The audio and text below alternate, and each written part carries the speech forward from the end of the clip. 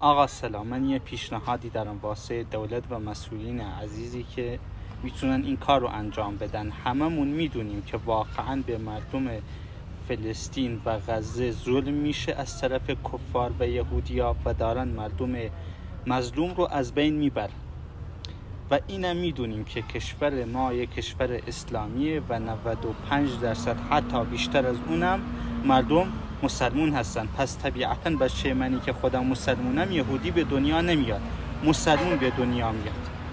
و اینم میدونیم که این آخوندهای بزرگوار تکلیف خودشونو تو این 40 سال واسه کشور عزیزمون انجام دادن و واقعا همه جوره مردم رو هدایت کرد.